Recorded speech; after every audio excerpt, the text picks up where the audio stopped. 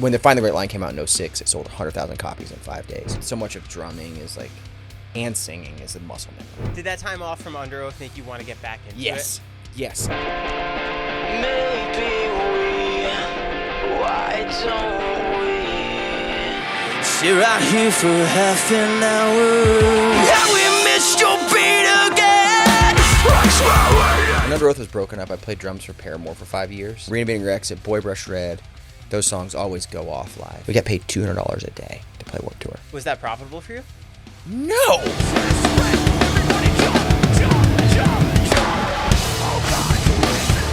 What's up? My name's Joe. Welcome to the Lightweights Podcast. I just want to give a quick shout out to our sponsors, Aonic and FanDuel. Your performances are so high energy. They are. They really are. They are. Tell me about it. How do you get into that mindset before you're about to perform? Because you kind of just get thrown right into it. Can I be honest with you? Please. I turned 42 last month. Which you look incredible. Thank you. It's hard. My wife's an esthetician. When I was younger, it was normal. Let's fucking go. Let's do it right now. And I'm not much of a warmer-upper. Like, I just feel like it's a mental game, what we do a little bit. Because if you think about what you're going to do, you're going to go burn 3,000 calories and like almost throw up and get sweatier than you've ever been every day. That's what it really is, right? And if you think about it too much, it'll mess your brain up. Like I heard, I don't remember what singer it was, but he was talking about, I think it was Bono. Anyway, he was talking about like someone was asking him, what's your warm-up like? Do you do this thing? Like I use this warm-up. What do you do? And he's like, I don't do any of them. And it might not be Bono, so don't come after me, internet. But like, he was like, what voice I have, I want to save for the show. So he's like, it's all mental. And then I had this vocal coach in the early 2000s. Her name is Melissa Cross. She's like she has a thing called Zen of Screaming. I don't scream, but she does other vocalists. She's amazing. And she was like, what you do is 99% mental. The singing out of breath while playing drums, while doing your thing, it's so mental. You know what I mean? Like, so I really try not to think about it, but as I've gotten older, I'm kind of scared of it sometimes. Like, I don't know how to say it. Like, I think about it like, is something going to happen tonight? I used to never think about that. This is new in the last 5 years. I'm like, did I drink enough water today? Or like, did I eat enough food for lunch? Like those things. So there's really no like rhyme or reason. I don't like have like a la la la thing I do every day and play a drum pad every day. I sort of just like, I work out in the morning. I try to sleep 8 to 10 hours a night if I can do it.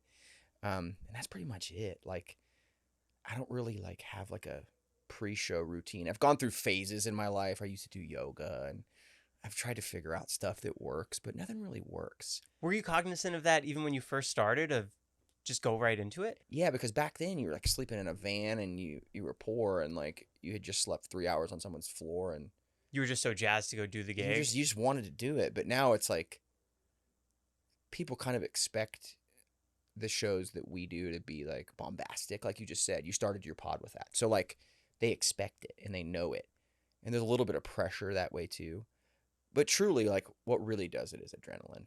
You walk on stage and there's a bunch of people there and they know your songs and you're just some kid who grew up on food stamps in the suburbs. It's like, you know, you're going to give them the 100 because your adrenaline's giving you the 100. Right. Do you know what I mean? I'm sure you're giving 100 to every show, but are there any shows specifically or festivals or performances that you get in your own head about like, ooh, this is going to be a big one?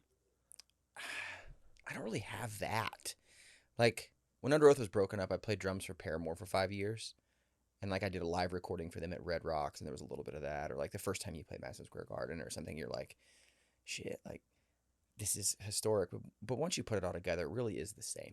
Is that you being part of someone else's like that? There's a big piece of that. Like you can't really mess up. Like if I mess up an Underoath song, it's like, what, are they going to fire me?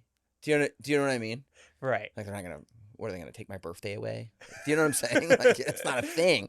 But when you're playing someone else's song, especially songs that are bigger than any song you've ever been a part of, it's like you can't really mess around too much. You know what I mean? How did you get the Paramore thing? Dude, it's a wild story. Like I met Haley at our first, like Underoath's first real show on Chasing Safety in Nashville at a place called Blue Sky Court. So it's a place held like, 250 people or whatever. And she came with Zach. Zach was 13. Oh, this is like early on. Yeah, 04. And so she would have been maybe 17 or 18. I met her when she was 15, but they came to the show, and we also all became friends. You know what I mean? Like Warped Tour 06, we became better friends, and I was mowing my grass, and Taylor called me, and he was like, "Can you do this?" And I was like, "I don't think so. I don't know the songs." Like, they had just put a new album out. Did a Lon Rubin played on. He's like the best living drummer, I think. He plays for Nine Inch Nails. Well, now he plays for the Foo Fighters. But I was like, there's no, I'm going to follow my face and look like a dumbass. And I went into a rehearsal that was in an arena. The rehearsal was in an arena. And then 5 days later, we were at the O2 in Ireland. Are you just bumping the songs left and right? The set list all the way through? Yeah, the drummer that was playing for them at the time, he was in an accident on a golf cart. Like, flipped a golf cart, and it dumped a bunch of battery acid on his body. Oh, wow. He's a friend of mine. His name's Miles McPherson. He's a great session drummer. And he had tried out for the gig out here. She was living out here at the time.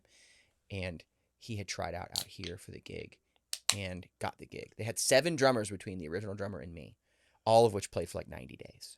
They fired some people. Some people like Elon had to go back to Nine Inch Nails. It was all that stuff going on, right? So I stayed at his studio, which was like this one room, like, it was called the Crack House. Literally, it was called the Crack House. And it was like this horrible like thing on Gallatin in Nashville. It was like this old house. So I slept there like on the floor in front of his drum set. He let me and every day I was so sore. You know what I mean? Like, so I just woodshedded those songs. For 5 days is all I got. Like 20-something songs. And then how'd the tour go? It was great. At the end of the tour, we did 2 nights at Wembley, and they asked me to stay. So I signed a 3-week contract and stayed for almost 5 years. I hope you guys are enjoying the podcast. Real quick, this episode is brought to you by FanDuel. FanDuel is making the primetime game of the NFL even bigger, with a chance to win a share of $2 million in bonus bets every game day. That's right, $2 million. Here's how it works. Opt in and place an anytime TD bet in any primetime NFL game using your profit boost. And if the player you pick scores either the first or the last touchdown of the game, you'll earn a share of $2 million in bonus bets. $2 million. First touchdown, you're in. Last touchdown, you're in. Both touchdowns, even better. It's just one more reason to bet on the NFL with FanDuel. So whether you have a feeling on that opening drive or you're banking on that clutch finish, now's the time to get into the game. FanDuel, an official sportsbook partner of the NFL. So download the FanDuel app today. It's going to be linked down below. And if you want to support this podcast, check out FanDuel. What's up, guys? Real quick, this episode is brought to you by Aonic. Aonic provides clean hydration crafted with magnesium, electrolytes, and real fruit juice. Made for those looking to get the most out of hydration. We've got some sparkling passion fruit, some sparkling orange, and a sparkling raspberry. Aonic is developing the world's most advanced ecosystem for functional nutrition to make healthy living enjoyable. Aonic delivers pure science-driven nutrition, and every formula targets a clear need and delivers benefits you can feel. What I love most about it is that there's no pixie dusting of ingredients, which means they only use clinical validated dosages. Plus, it's third-party verified. Independent labs test every batch and they publish the results. It's got premium natural ingredients from real cacao and vanilla in Aonic Fuel to real fruit juice in Aonic Revive. Plus, the best part, low calories, baby. Only 15 calories in this whole can. Delicious taste, zero artificial, low in sugar and calories. No caffeine or added sugars, no artificial sweeteners, no GMOs. It's just the right amount of fruit juice compared to sweetness. It's really good. We've got some chromium, some B vitamins, some zinc. I love drinking it after a hike. I love drinking it after pickleball. It's really, really good. So if you want to try it, it's going to be linked down below. Stay hydrated, my friends. Now back to the podcast. What is that like for you as a performer? Because you work so hard on your own thing, and then you have your own projects, but now you're working on someone else's. Creatively, does that excite you, or do you feel like you're leaving your own stuff kind of in the dust? Because that's a pretty big crossroads. Well, Underoath was over at the time, so it was like, and I was done with I didn't really feel like creating at the time, which is very rare for me. I write like 5 or 6 songs a week for other people, and in Nashville, that's my job. But I was just burnt by the industry, kind of, just like, I tried to take a go at the Christian music industry, and it was bad, and I just felt like kind of used up. So it was perfect timing for me because I really needed a job. Like, I felt like I needed a job, Just something you can kind of like a clinical job. Like, here's this, learn this and do it. And it really made me the player I am today, because you can't mess up somebody's stuff. Do you know what I mean? It's like, it's not yours. And there's 20,000 people there, and you can't. I don't know what would happen if you severely messed up. I only did one time and they laughed about it, but I don't know. How does that work? How'd you mess up? I started the wrong song, thinking like in my muscle memory, like so much of drumming is like, and singing is a muscle memory. Like I don't know how to explain that muscle memory. Like, you know, when you open your phone and you just go to stuff, you know where it is. It's like that. Right. A little bit. Like I can play Underoath songs and not hear them. Do you know what I mean? You just like, it's muscle memory. And so my muscle memory, and they were the most incessant rehearsers, dude. Like for like a month tour, you'd rehearse for like 3 weeks. So you would just stop thinking about the songs after a while because it was like Groundhog Day. And I just thought one song was another song. It was bad. How is it for you as Aaron being part of this camp, like on their bus? Did it feel like you were just in a new... At that level, there's like buses. Do you know what I mean? So I only spent one tour on a bus with Haley. The rest of it I was on a bus with 3 other people. Yeah. So, you know, at that level, it's like, but I mean, it was wild. I mean, there was times you'd get a private plane. It was wild. But it was great because they treated you like a member of the band, but you weren't. Do you know what I mean? Mm-hmm. So they paid you great. You ate great. You had your own 5-star hotel every day. When you were on a bus, it was only 3 or 4 people. So it was like, it was swanky, but you didn't have to do anything. Like you had to be at the venue at 3 o'clock for 30 minutes and then not again until it was time to play the show. It was wild. It was wild. Did that time off from Underoath make you want to get back into it? Yes. And then in 2016, they used to do this cruise called Parahoy. Yeah. In 2016, we did Parahoy, and then they were going away to make a record. And it's kind of known in their camp that you don't play on the records if you're like a hired gun guy. So we started talking about doing like a 10-year anniversary of Chasing Safety at around that time, and playing To Find the Right Line at the same show. It was called Rebirth. And we got back together to do that, and then we just never stopped. Was that a difficult conversation for you guys to have? No, we had been having it for years. Like we started having it in 2014, which was my second year in Paramore. And everyone was like, let's wait till 2016. And so it's a 10-year of Define, and then we'll play Chasing Safety to basically open for ourselves. So around that time, they went in the studio to make a record, and Zach came back to just record the record. And he ended up staying, and then Underoath ended up not breaking up again. We just played. So here we are today. So what do you take of all of this, that the band is still going, that your project that you started back then is still happening? I don't know, dude. It's like, it feels weird to really only have been in one band your whole life. Do you know what I mean? I had a side project for a while that had some success, and then the Paramore thing was not my band. But I've really only ever been in one band. You don't consider the almost like... No, because it's just my brain. The almost is just like a weird outlet. Like I don't have to do it. I haven't done it in almost 10 years. Would you do... I don't know. Probably. I think I'm done being an artist. Like I'm a writer and producer in Nashville. Mm-hmm. I make lots of other people's albums and write songs with them. And I think I'm done. Like other than Underoath, I think I'm done. Like putting myself out there as a musical artist. Because it's just different now? Well, it just takes so much now. It's like you got to do 18 things now to be an artist. Music is like a 10%er now. Do you know what I mean? Mm-hmm. Now it's like you have to have the package. Well, the package is really TikTok. TikTok is the business now. Do you know what I mean? Like we're in the TikTok business as musicians. Get that viral hit. That's all that matters. Radio, like terrestrial radio, which is like FM radio, now it used to be pay to play, right? Your label would pay a certain amount of money, and now they don't do that. Like they do it to a certain extent, but if you don't have a certain amount of streams because of viral reasons, terrestrial radio will drop you. But how many people are listening to radio anyway? More than you think. You think about middle America, bro. We're in LA. Like we live in LA and Nashville. But even if I was anywhere else, I feel like I still You wouldn't. Right, I guess. But a guy who works construction and the radio's on all the time. Right. I think terrestrial radio is probably still, with rock music and country specifically, is still such a big way to break an artist. How often are you going around in Nashville looking at all the different, I guess, like bars and new talent? Never. Never? Mm-mm. They get sent to me. Like in Nashville, the culture is like you have a publishing deal and a studio if you have one, and your publisher sets up meetings and writes and sessions for you. I don't go to like Broadway ever. Even just for like fun? No, dude. No. That would be like you going to Hollywood Boulevard all the time. Oh, I love it there. No, I'm kidding. Don't do it. Right? That's like if you're in New York or you're not going to Times someone's Square. like, you want to go get a drink in Times Square? And you're like, try again, bud. I'd rather cut my leg off. It's like $80 to park your car. And there's just people everywhere. It's Vegas now, dude. Nashville's changed. Right. So, back to the question, though, I don't know that I'm not young and cute and hot, and I don't have anything to offer people on the internet. You know what I mean? I prefer this method.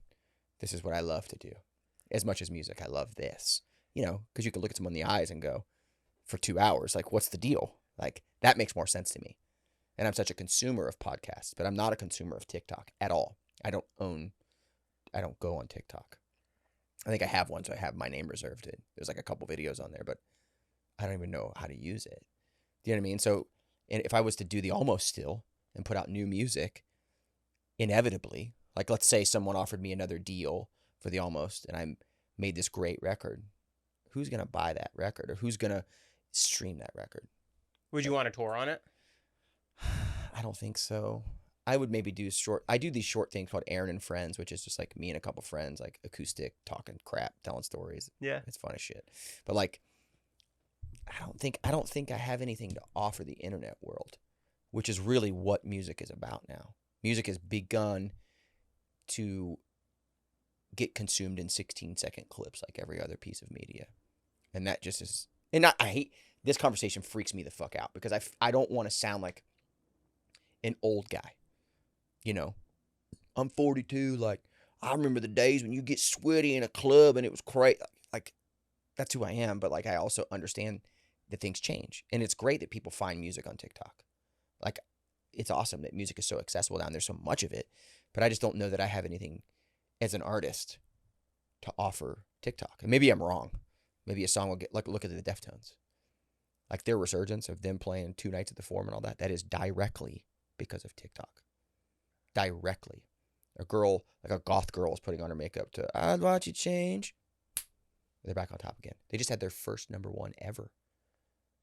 Almost 40 years in or whatever it is. Even Yellowcard, too. Yes. Their first #1. These are huge bands that play arenas. And because of TikTok, they've got their first #1, which is crazy. Does something like that affect your recent album, how you guys are marketing it and writing it? Not writing it, no. You write to how you guys want. We do. I mean, I do have conversations on a regular basis, bro, where people are like, this would pop on TikTok. And I'm like, shit, gross. Do you know what I mean? Like, I don't, and that's fine if that's your business, but we make music for each other. And we got lucky enough that fans love it. So, but it's a weird world right now. Like, I sat with a vice president of a major label a few months ago in my studio, and he's sitting across from me, and he goes, all we're focused on right now is TikTok. And I just was like, how do they even make money on that? I don't really know how it's monetized. It pushes streams, obviously. Oh, right. So, I mean, TikTok is the entry door for most young fans. Do you know what I mean? It is how people, there's a girl putting on her makeup and she's like mouthing the words to his song and she's hot or she looks crazy, or it's a guy who's funny and he's doing a thing.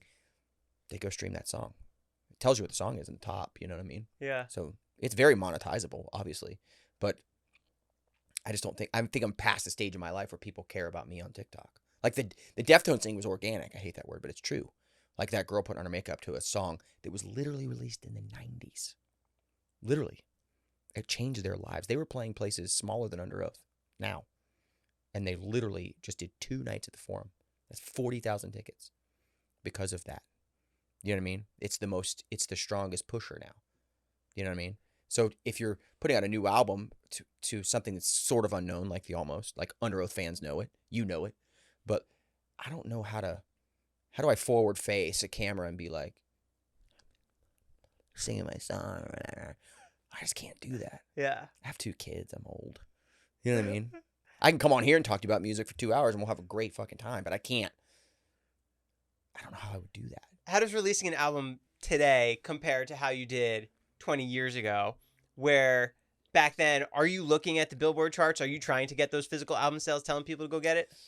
The physical album sale thing is pretty much gone, unless you're Taylor Swift or your stuff is in Target.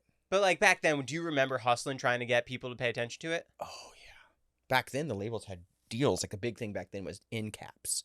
So like the end of a row at a store. At like Target or Best Buy. Best Buy was the thing. That Like when the Find the Great Line came out in 2006, it sold 100,000 copies in 5 days. insane. And most of them were moved through Best Buy. Wow. So the labels would have deals with Target or Best Buy or Sam Goody or Tower Records. Like we want to display on, and they would pay that money.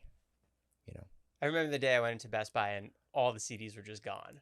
It's the end of an era. Yep. Yeah. So and granted, I running the risk of messing up the vibe. I do think it's good.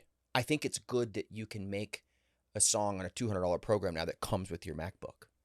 I think it's great, and you can do it in your bedroom. Look at Billie Eilish. What she did was incredible. Like her and her brother made that thing in their parents' bedroom with stock plugins on Logic, and it sounds amazing. And she kind of changed pop music with that, and that's a beautiful story. And the fact that Post Malone made White Iverson and went to bed and woke up famous, that's cool. He's a talented dude. But there's a lot of bullshit out there, and I think that the labels and the gatekeeping in the way that it used to be, where the barrier to entry to release an album was difficult. It was expensive to make an album. You know, it used to be $250,000 to make a major label album. It was expensive. The mixing was expensive. You know, the mix on Define the Great Line was $10,000 a song. That's what it cost. That's gone. Like that model is gone because you could make something on that computer right there that would be great with that Focusrite interface. Were you stoked when you got a major label contract? I mean, at least the budget to make what you guys wanted to make? But it was normal then too. That exorbitant number I just said to you was regular. Like it wasn't regular. That's a good budget, but it wasn't like there was people making, you know, Metallica would make records back then when they were $10 million. You know what I mean? So it's changed so much, and it's a beautiful thing that it's changed because we have so much out there now. But that's what makes it harder now. Like if you're, I hate this word. If you're a legacy act, it's so gross.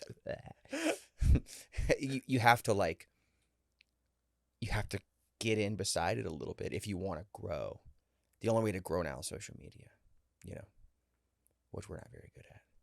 But isn't pure volume kind of like... It was like the first of its day, but again, like... I mean, that's how I discovered so many acts. You weren't really jockeying for position with that, though. They were just putting you at the top of what's new, what's hot. They were putting what was getting played at the top. Uh-huh. If something had a bunch of plays, they were doing it. You know what I mean? Mm-hmm. Pretty wild. It's different. It's a different world, man. And you can either get in the stream or get run over. So I try to live in both worlds a little bit, where I really care the most about the songs, and I care the most about the vibe and the sound and the ethos of a record. I want to throw up at myself. But do you know what I mean? Like, that's what I really care about the most. But inevitably, the reason Underoath isn't the size of Pierce the Veil right now or the Deftones is because of social media. That's it. That's the reason.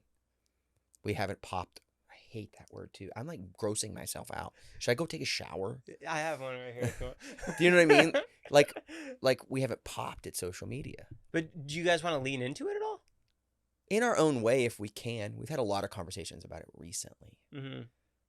Like, and we're all pretty funny people, and we do dumb shit, and like nothing is serious. Underoath is like we take ourselves the least serious of anybody I know.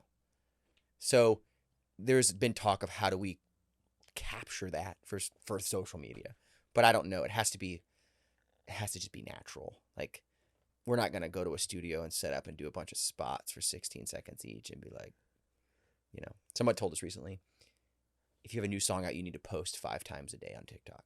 Yeah, I've heard that too. I have 2 kids, like, in like a busy life. Posting 5 times a day on TikTok is like, I don't even know how to post on TikTok. I post 24 times a day. 24. Damn, dude. You got kids? No. Yeah, see. So now I was just like, that's what you got to do. That's why your career's in the shit can, Aaron. Is there a moment that you feel like really defined Underoath for the career? I think we've been a series of small moments that all collectively came together. When I think I knew my life would be drastically different was in 2004. And this is there was MySpace, maybe? Was MySpace in 2004? Around 2004? Yeah. There was MySpace, but it wasn't like a driver. It became one eventually, but initially it wasn't. And we were on Warped Tour, and that's the year that album, Chasing Safety, came out. And we... Did you release it during Warped? Yeah, June 15th of 2004. Warped used to start earlier. Yeah. And it was 3 months long. And we didn't know how good it was doing. It was doing gangbusters, but we didn't know because, like, there was no way to know. Like, you would get, like, periodic calls from your manager who was interfacing with the record label, but we didn't, like... You could look right now and see how many monthly listeners you have on your phone. Does that freak you out? I don't do that crap. That's bad. That's bad. It's like some weird form of pornography or something. You know what I mean? Going and comparing yourself to other people. That's like some weird, like, music business porn or something. I do it sometimes, but I try not to. You know, it's like porn. Get off that shit. But the record was booming, and the crowds we started on this stage that was like, we got paid $200 a day to play Warped Tour. Was that profitable for you? No! Because you just wanted to sell the merch. Yeah. And merch became extremely profitable. We're like, something's happening. You know what I mean? And we had this old bus that was really cheap, and it sucked. And it kept breaking down, so we rode in different places. I was talking about this morning. We rode in different places. It was completely insane. And it was blowing up, and we didn't really know. The crowds were just getting bigger every day, and we're like, hell yeah. Do you know what I mean? Like, but when I knew, there was 2 moments on that tour when I knew my life had changed. The first moment, we never took a day off that summer. We played like off day shows every day. It was a grind, 7 days a week. And we showed up at this place. It was called the Auto Bar in Baltimore. Just a dive, like a punk rock dive, and it held like 300 people. And we get there, and there's a line down the street. And I was like, what are these people here for? Like, that's how great. We didn't know. Like, who are these people? And the promoter was like, they're here to see you. It's like 500-600 people in a line, wrapping around the street in the heat. And we got inside, and I'll never forget it. We started playing, and the crowd surged the stage. It was the first time we played inside since the album came out. The crowd surged the stage, and I looked, and Spencer was standing on the bass drum. And I couldn't hear the band because the people were singing so loud. I was like, oh, shit.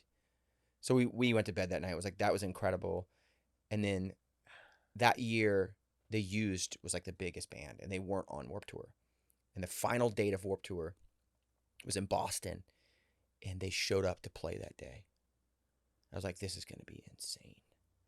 And every day on Warped Tour, the culture of Warped Tour then was you didn't know what time you were going to play until you woke up. And there's this blow-up thing, and you would get told by the office when you were playing. If you're super hungover, sometimes you'd play at 11:30 a.m. It was horrible, dude. Sometimes play at 9 p.m. It was just just as bad. ad hoc. Like 9 p.m. it sucks because the kids are burnt and over it. What was peak? Like 7? Like Sunset? 3 o'clock. 4, between 3 and 5 p.m. You're ripping. Everyone was there. It was the best. So I wake up that morning and I look at the blow up, and we're playing during The Used. I'm like, oh, we should just go home. There's a one day all summer The Used was on Warped Tour. Huge band at the time. Huge arenas. And it's time for us to play, and I go over to our little stage, and there's like 3,000 or 4,000 people in front of the stage during The Used. And I was like, oh. And so those are the 2 moments when I really realized that, you know, it was going to be different, you know. Were people treating you differently on that Warped Tour? No, because no one knew any band was getting bigger. You couldn't know. Like when you start a summer, you're the size you are, and you can't know because there's no streaming. There's no media that tells you a band is large. All you have is something called SoundScan that comes out every Friday that tells you how many albums you sold that week. And then when you guys find out, are you freaking out? Freaking out. Yeah. But we didn't even pay attention to SoundScan yet at that point. We were just, dude, we were feral, bro. How involved were you in the music videos? Did you care to take looks at those cuts or anything? Or no. They would send you, back then they would send you treatments, and you would read through a treatment like a script. That was sort of how it was back then. And then you would just go play, and it came out, went on Hughes, do whatever MTV. do whatever they told you to do. And other guys in the band were really involved in that. That's not my medium. So No. I'm pretty much like music and nothing else when it comes to, I like to talk and play music. The rest of it, I'm just like, whatever. What about your unique style for playing? Was that all just 100% natural?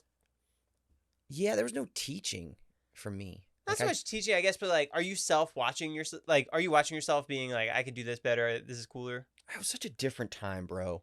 Like, now you can go, I can just search my name on Instagram and there's 10 drum cams. yeah, and thousands of videos. And you're like, wow, I look kind of fat today. Or like, that didn't exist back then. You did what you did. I care so much about the songs that I've always played drums like a songwriter because that's what I really am first. So I think that's where my style probably comes from. Is I want to prop forward like the heart and the meaning of the song. That's what I care about. I want to push that forward more than I want to be a good drummer. I don't really care about being a good drummer. It's cool that people think I am, but I don't really care about that. Doesn't interest me. Like the guys that like make drum cam videos. Like it's dude, if you go on YouTube, there's like drummers on there that are like, you're like, that's not human. And that's amazing. That's a little bit like jerking off on camera to me though. Not my thing.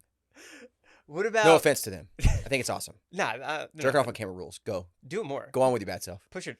Beat off on camera. Post on YouTube. My agent's so mad at me right now. She's gonna shit her pants. How hard is it for you to release an album in today's day and age? For you, because you guys have had your style and like what you wanted to sound like for so long, but now here we are 20 years later. Is it easier? Is it harder? It's kind of like pissing in the dark now, dude, because you just don't know. You know what I mean? Like without that social piece. But I won't make music for social media. I won't do it. If it gets picked up by social media, it's great. So we do things the same way we always have. Where does it start? Everywhere. It starts from a phrase you read somewhere and you write in your phone and you're like, I read this today. Listen. You know what I mean? Or it's like Chris will come in with like some crazy loop he made for a movie.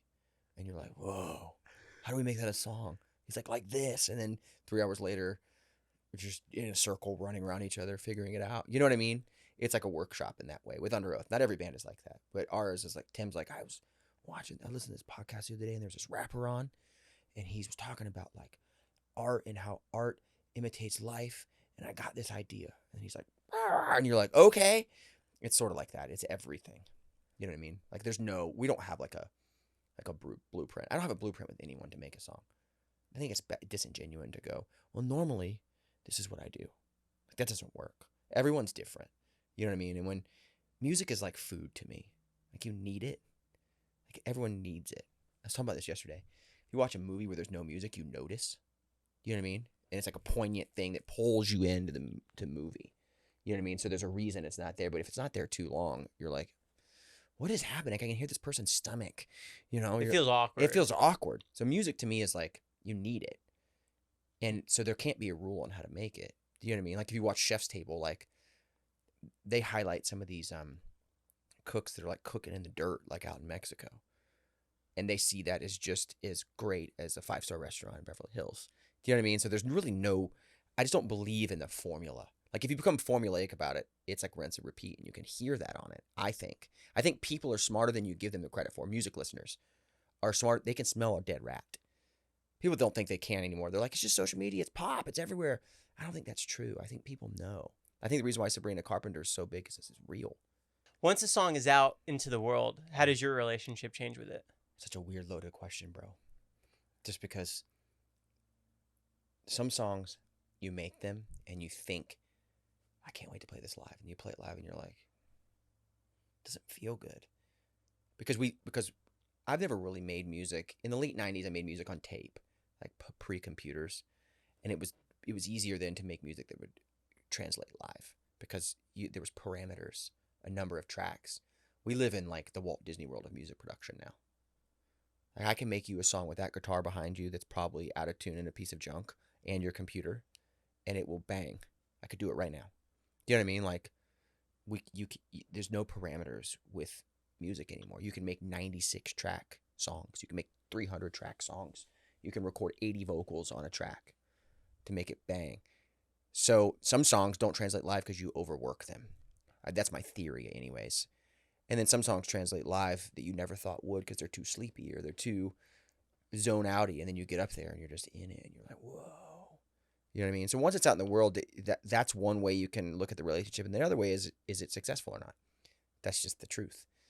If you play a song and the crowd is like, and even if you love it, after a while, you're like, I feel like I'm beating a dead horse here. Like, I'm not giving them anything. I'm just taking.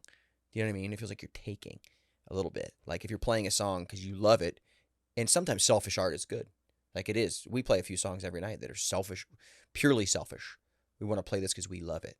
We want to show you this because we love it. But a lot of times it's like pulling teeth, and then you have to start to reorg your situation, you know.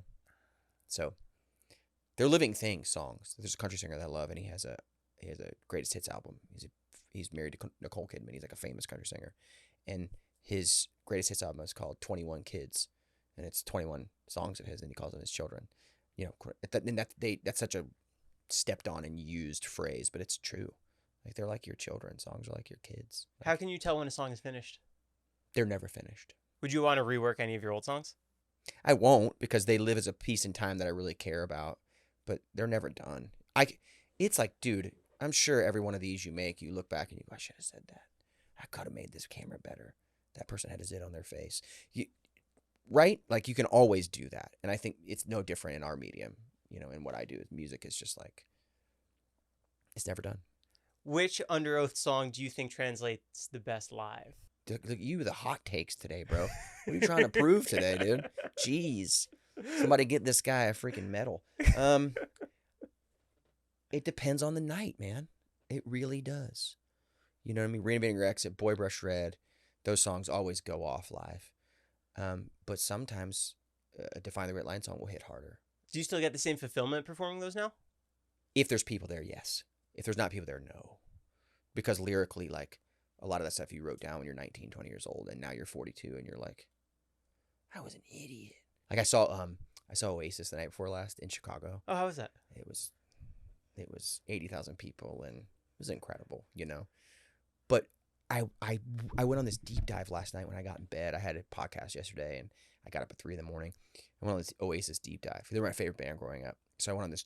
I watched this documentary last night called Supersonic. It's really good. You should watch it. What's it on? Amazon. Okay. And I'm just watching, and Noel, who's the main songwriter, like not singer brother, he goes, I didn't know what I was talking about. I was just writing stuff down that I thought sounded cool. So you go back and like listen to those old Oasis songs.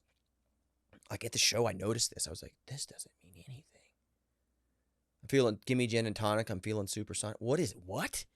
Do you know what I mean? And we work so hard in Nashville. Everything has to make sense, especially in the country genre. And my publisher always says, make it make sense. Like it has to make sense. Country is specifically the only genre that's pushed forward by lyric first. Pop isn't that way, but even pop now, like if you listen to the new Sabrina record, the writing is perfect. Was that a surprise release? I think so. My wife sent it to me. I was like, oh hell yeah. Yeah, I just saw it as it came out. Yeah. They do that now. The lead times are less, but is that to save money on marketing? No, I think it's because there's so much noise. It's like, yeah, when Justin Bieber dropped his, it's like, holy shit. I think there's so much noise, people forget. But anyways, like a lot of those lyrics, like they just don't make sense. But they did at the time, and they mean stuff to people. You know, I saw people crying at Oasis to stuff that I'm like, this doesn't mean anything. Do you know what I mean? So it's hard now at 42 to look back at some of those songs and be like, we nailed it. Because I don't think we did. I think we screwed up somehow. You know what I mean? Yeah. But we obviously didn't. But it's like, it's that weird thing is you write, you know, hundreds of songs a year for other people that are, the lyrics are so buttoned up and correct. And then but still your best work is something that makes no sense. It just sounded cool. You're like, am I missing something? I had this whole existential thing in bed last night. Texting my friends. I was like, maybe we don't have to like dig so hard on the lyric. Maybe we should go back to where we're just writing from our guts. You know what I mean? Like maybe we just gotta like, maybe we were onto it and now we've screwed it up because we're too smart. You know what I mean? Like that's the thing. That's the age-old thing, bro. How many times in your life have you heard someone say, I like their first album more? Everybody says that, and I know why. It's really easy math. When you made your first album, you weren't trying to impress anyone, and you weren't even really you weren't trying to be famous. You weren't trying to be anybody but yourself. And people relate with that. Even in pop music, where everyone's like, it's just plastic. It's not. People know, dude. They know. So when you dig so hard on a song because you need it to be viral or go big, people are going to know. That's why the Deftones thing, it worked so well. They didn't try to be viral. They just wrote a great song 25 years ago and somebody grabbed it and went, me too. You know what I mean? That's the difference. Who do you think are the top 3 pop artists right now? Sabrina is number 1 for sure. Like, she's my favorite. I think what she does is just magic. Her voice, the vibe, there's something about it. I wish she didn't have dancers. I hate dancers. I like people who are dancers. I hate dancers. Don't. Like stage dancers with her? Yeah, it kills me. But I'm a musician. Like, her songs are so good, I just want to hear her sing it. But I understand why she has stage dancers. I just hate that. I'm in trouble now. Someone's like, hey, stage dancers. Sabrina for sure. And it's really hard for me to say this, but Taylor Swift, of course. And I'm not a Swiftie at all. Like, she's not my vibe. Musically, not my vibe. The Red record I loved. But what she's done for the music business is really, really great. Like, the Taylor's version stuff that's brilliant. Someone won't give you your stuff back, go make it again. That's really smart. And then third one's hard. Like, in pop music, like, I would probably say now Justin Bieber, just because he doesn't really care anymore. His new record is phenomenal, and there's not really any bangers. I'm doing quotes. Like, it's just radio hits. He's just what he wanted to make. Yeah. Like, there's no baby, baby, baby, oh. It's like, you know. So I think those 3 are my 3. But Taylor Swift, I say begrudgingly because I'm not a Swiftie. But I get it. Like, you get it. Because those songs feel like they're for everyone. Who do you think are the top 3 punk artists? Pop punk, rock. Can I go into heavy music, or does it just need to be like pop punk? Yeah, we can go heavy. Turnstile. They're having a big moment. They've been having a big moment for a few years. Yeah. And their moment is, they don't care. They're just doing whatever they want. People are like, oh, okay, that's beautiful. You know what I mean? That reminds me of like 0406 for our band, like just making whatever they want in there. And the songs bang, but they also just, I don't know, they're doing like pop-up shows in fields and playing under the bridge in New York, and just like, it's like true punk rock. But then the next night they played on Fallon. You know what I mean? Like, that's their thing. Like, they'll be on Jimmy Kimmel, and the next day they're playing like a VFW hall, and there's like 3,000 people there, and the police show up. That's cool. There's a band from out here called Story So Far that I really like. I love them. Well, their last few records I just adore. I feel like in the pop punk space, they're at the top of the pile. I love their live performance too, because it's just them. No backup dancers. That's the thing. Dancers are wild.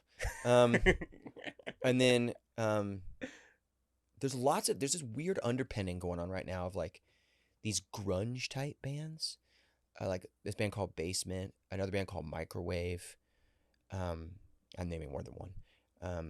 But there's a lot of a resurgence of just like VFW hall rock going on. That's cool.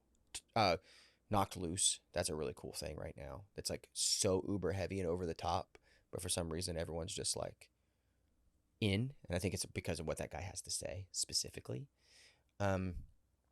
Yeah, but I think rock music is in a weirder place now than it's ever been, especially in our genre. How so? I feel like in the 90s, rock music was wide open. Everyone collaborated. It was like Aerosmith was with Run DMC, and it was like, you know what I mean? It was very collaborative and open, and all of the music sounded different, and all the production sounded different, you know? And I feel like a lot of that was a rebellion against the 80s, which was this really big hair, high voices, manufactured lipstick on a pig thing. Like, that's what everybody did, especially out here. It's like, that's what people did. And then the 90s was a rebellion against that. It was like, we're just going to play our music and do our thing. Hence Nirvana, the whole thing. And that went on into Oasis, obviously, and Pearl Jam, and, you know, Guns N' Roses. It changed music.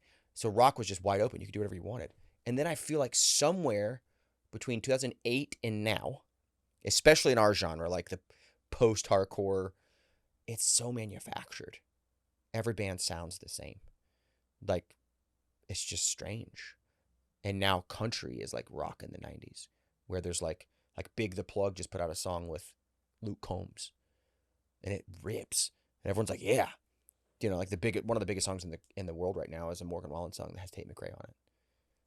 Do you know what I mean? Mm-hmm. Like, it's a strange thing. Like, stuff is cyclical. Everything is cyclical. When you get a session with somebody that you're going to work with, do you have ideas of what you're going to do with them, or do you try and go into it completely raw? Both. Like, you have notes. Like, I sort of have notes. Like I'll listen to like an artist's songs, and sometimes that bites you in the ass Because then you think you know what they want. you think you know what they want, and they get there and they're like, "I'm doing a folk thing," and you're like, "Well, your other songs are polka." I'm screwed now. So I try not to do too much to where I overdo it. Mhm. But a real way to look into someone's life is to look at their online presence, look at their Instagram. What do they like to eat? What are they doing? You know what I mean? Like I saw a thing on your Instagram, like some truffle beef salt bread. I was like, hell yeah. That was insane. It looked insane. Scottsdale, Arizona. Ooh, God. Dude. I looked at that. I watched that whole video. I was like, I love that caught your eye because that blew me away. that's what I'm into. Truffle Truffle bread? I'm into food. Oh. You know Where's what your I mean? favorite foodie spots here? My friend Philip Franklin Lee, he owns 27 restaurants, all independently. Him and his wife, Margarita. In LA? He owns like, how many Philip restaurants are in LA? 16 or 17? 17. So he has a series of restaurants called Scratch Restaurants. Oh, yeah. I was Scratch by Sushi. Scratch Sushi, Scratch Pasta. Yes. Yeah. That's my favorite spots out here. He's my homie. Have you been to the pasta one? In Austin, not here. Oh, okay. It's different here. They're different. That's your homie? Oh, yeah. My wife's gonna freak. I talked to him on the way here. About me? I thought I was coming here. Yeah. He knows I exist. Yeah. If you ever want to go to those restaurants, just text me. Yeah, I did a video at Scratch. It did pretty good. Just text me. Okay. I want to go to the pasta one. We It can looks get- so good. You haven't been? No, not yet. Let's set it up. Okay. That's my homie. Wow. We just did his pod, but he's my day one homie. He's an old punk rocker. He's the G, dude. I just have you been to his burger place? There's a Scratch burger. No. It's called Not a Damn Chance. It's a Scratch restaurant. Okay. It's called NADC Burger. It's not fancy. I love that. They only have one thing on the menu. Burger. And fries. Okay. Do you know who Neen Williams is? The skater? Famous skater. Sounds familiar. It's Phillips and his thing. It's called Not a Damn Chance Burger, NADC Burger. Bro, you got to get one. Is that in LA? Yes. How do I not know this? Come on, man. Okay. But if you want to go to Pasta Bar, I'll hit up Philip. Oh my god. Especially yes. if you do content in there, he'll roll the carpet out. Yeah. Pasta Bar is so cool because Pasta Bar. So have you been to Sushi by Scratch? Yeah. You did the video there, that's right. Yeah. Pasta Bar is crazy because at the end they take you into a different room for dessert, and I'm not gonna tell you what it is, but it's just so cool. It's so cool. They're like wonderful people, like they're like some of my favorite people in this business. In Scottsdale, I had this crazy dessert, and I feel like you'll like the experience. It's a chocolate shell. She just threw it. They throw it on the table and it explodes everywhere. Look at that.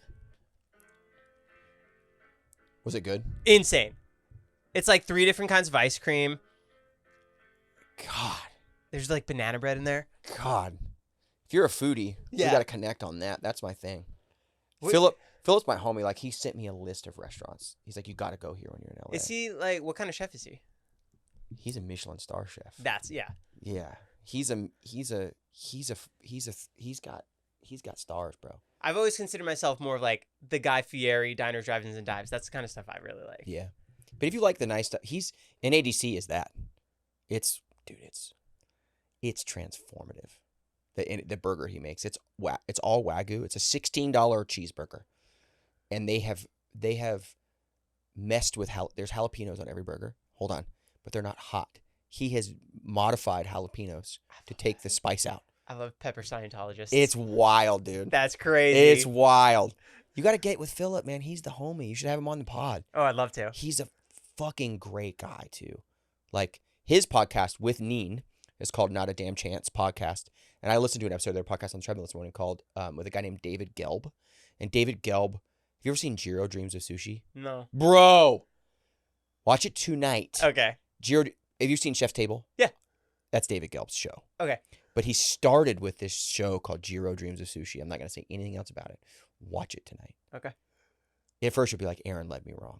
And then an hour in, you'll just be like, it's about this guy that has a sushi place. It's the best sushi place in the world. It's in a train station in Japan. And it is the most beautifully shot. Dude, it's sick. What do you think is the best fast food burger? Oh, you're going to hate me. As a guy who lives on the road, You're going to hate me. Here's the thing, bro. Listen. Everybody where I'm from on the East Coast, I'm from the South. You know, my family's from Georgia. I grew up in Florida. I'm from Jersey, so East Coast. You get it. Yes. Everyone's like, I can't wait to get an In-N-Out burger. Which I agree. Hold on, dude. Hold on. When I talk about fast food, I need the whole package.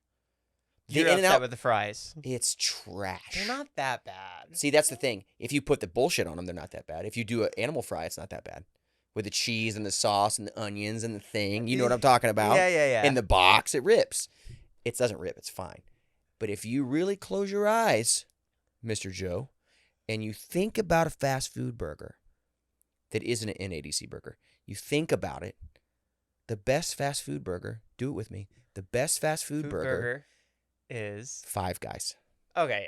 Yeah, Because don't do that. I think it's almost like medium. Like that's like the next tier up. It's almost like a Chipotle at Five Guys. I wouldn't consider them necessarily fast food. But In-N-Out is overrated. But I'm going to get so canceled right now. But Five Guys doesn't have a drive-through. That's my beef. Okay. Beef. So if it's got to be a drive-through burger, I'm going with Whataburger. Oh no! I went last week. The bun was stale. Where did you go though? Where were you? Arizona. You got to go to Texas. See, you messed up. They opened one up in Arizona. That's it was where bad. It was terrible. Oh, Stale bun. I'm gonna send you my video. Oh shit! You made a video about Oh it? yeah. The burger. I was never. You know what blew me away? Culver's. So Culver's does a thing called a butter burger, The butter burger. and I've only been to Culver's one time. It was like art. It's delicious. Yeah. But I'm gonna go with drive-through burger. I'm gonna go with Whataburger. I can't believe. Oh man.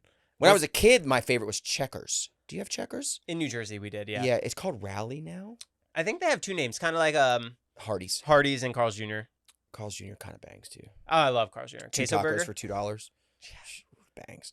But I don't eat anything like that anymore. When you're on tour, where would you guys normally stop for food? Back in the day. Yeah. Back Like you're in the van, you have to save money van days. We got $5 a day. That was your buyout. $5. for food. Granted, this is the early 2000s. Is that just lunch and dinner? Lunch and dinner? That's it. That's what you get. $5 a day. You have the ingenuitive types for $5 a day that like get like bread and peanut butter. I'm not that type because I'm a little bougier than that.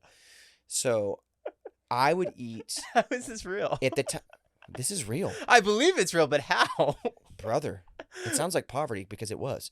But there was two menus that had dollar menus, Wendy's and Taco Bell.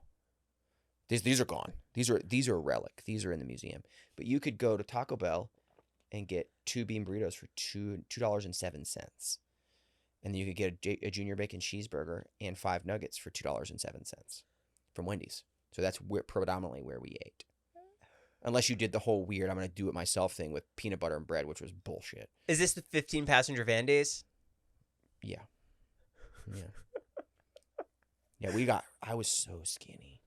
Like, I'm not a skinny person. I was so skinny. Like, I weighed like 149 pounds in those days. Like, which is, I'm like a 200-pound person. It was wild. Like, we just didn't eat. Like, we couldn't afford it. You know what I mean? $5 a day. And then it goes to $10 a day, and then you make your increments. Each tour gets a little bigger and And better. now there's catering, and they just make you whatever. When you got your first tour bus, what'd you think?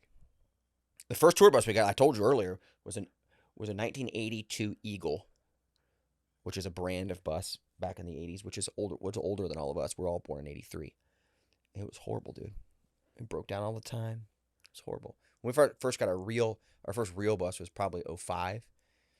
And it was great. Just having not to drive. Driving sucks. I hate driving. So, yeah, it was brutal. Driving a van and a trailer at 19 years old in the snow in New Jersey when you're from Florida. And then going to perform. 10 out of 10, don't recommend. Danger, dude. But that's how you did it. There's no social media. The only way to be a band was you had to play a show. You played in Denver and there was 5 people. Next time there was 20 people. Next time there was 30 people. Eventually you look around, there's thousands of people.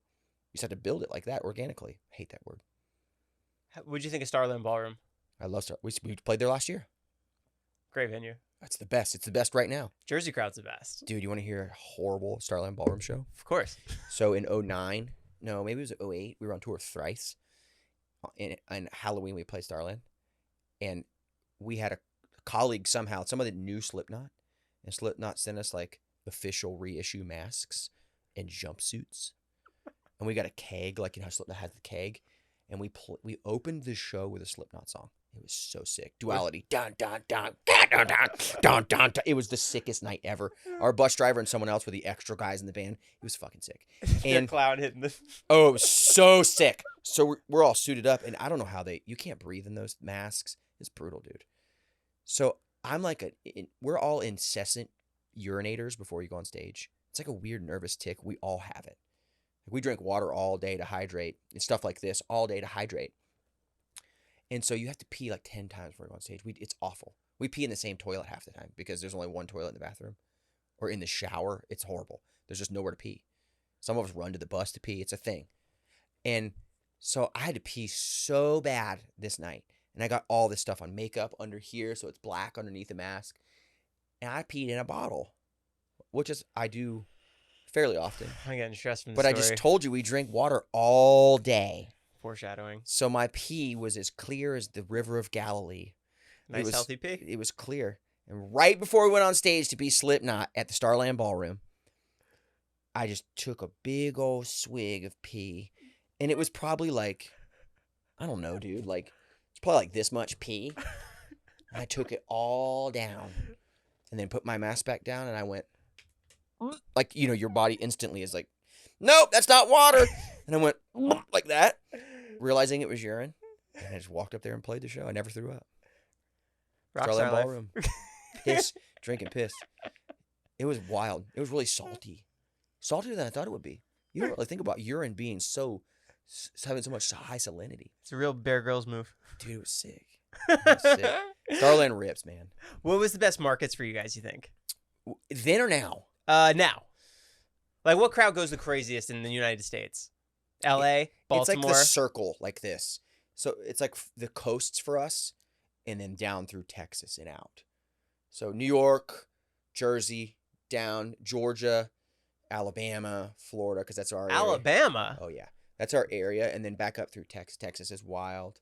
Arizona's just fine. It's good. It's just fine. And then you get out here and it's wild. L.A. people. Wild. So San Diego people, dude, it's wild. Yeah, that's kind of the move. It's like, and then South America is the wildest. The people in South America are wild, bro. It's wild. Australia, yeah. Coastal places, really. It's weird. Huh. You know what I mean? We've had great shows in Minneapolis. We had great shows in Chicago. But the better ones are always on the coast. I don't know why. I don't know what causes that. What are you working on nowadays? Dude, it's 1,000 things. Underoath starts a tour in like 11 days. With Are you all ready for it? Papa Roach? Ready? Yeah. I don't know what that means. What do you mean? Amped up? I mean, yeah, I'm stoked. like we don't really rehearse. You guys just go into it? Oh, yeah. Oh, yeah. Rehearse like once or twice a year. That's like pretty mind-blowing, no? I mean, we've been playing together for over 20 years. If we can't figure it out now, we're idiots. Even for the new songs? New songs we do. We rehearsed those early this year. So they're all dialed in, ready to go. That's with Papa Roach and Rise Against. It's already come out here. We did the Forum. It's already been. So this is like the East Coast legs. We do Jones Beach. I can't remember where else. It goes through Nashville. I just finished a Christmas record for a country artist on Big Machine Records. That's where Taylor got her start, is Big Machine. What's the artist? Her name is Raylyn. Yeah. I just finished a Christmas album for her, and I finished earlier this year. I finished her full length. I just finished a project. There's a large country singer named Hardy. He's a country rock guy. Yeah. And he just started a label with Big Loud Records called The Crow. The Crow Records. Big Loud is like where Morgan Wallen is, and Hardy and Ernest. I just produced the first artist on his new label. It's a guy named Sicarus. He's out on the road with Hardy right now. They're doing The Garden, and it's crazy. My publisher, I'm published by the Jonas Brothers' father, Kevin Sr., and he just acquired his son's catalog, which is crazy. Which, the whole Jonas Brothers catalog? I don't know about if it's all of it, but it's a lot of it. Oh, wow. So I've been taking songs from like, not just the Jonas Brothers, but he also, that company, it's called the Jonas Group. They also acquired Julia Michaels' catalog, or a large portion of it. Other country singers. So I'm doing like catalog enhancements, which is a thing you do where you like I just did like a Paramore, like with a girl singer, like a Paramore-esque version of Sucker for You. So I'm just in it, dude. Like I'm just making like every day. Like I have a 2 podcasts tomorrow, and then Monday or Sunday night I take the red eye back and I have a session Monday morning. Doesn't stop. Nah, dude. You stop, you die. You know what I mean? It's like, what are you gonna do? Yeah. Like I rest poorly. I don't do like if someone's like, here's 2 weeks off, I'd be like, what? What do I do? What do I do now? You know what I mean? I'm not that person. Like one of my favorite things, Johnny Cash. I have like a Cash tattoo. Johnny Cash.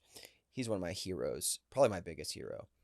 And he played a show 5 days before he died. And it's a private thing, and he's in a house, and he's like, I'm sorry about my voice, and like it's like a normal show. It's just, and he died 5 days later. I hope my life's like that. You know what I mean? Yeah. Like I don't really think it's like, I don't think resting on your laurels is good for people like me. You know, I think people can do it. People retire and play golf. That's the definition of hell to me. Like playing golf, retired. No, I'm not doing that. So I just make stuff, dude. So just making stuff. You're killing it, Aaron. Thanks, man. Awesome. Thanks for coming by. So Thanks fun. for making the time. It Guys, was go really- see Underoath. Come see us. East Coast. Let's fucking go. Thanks.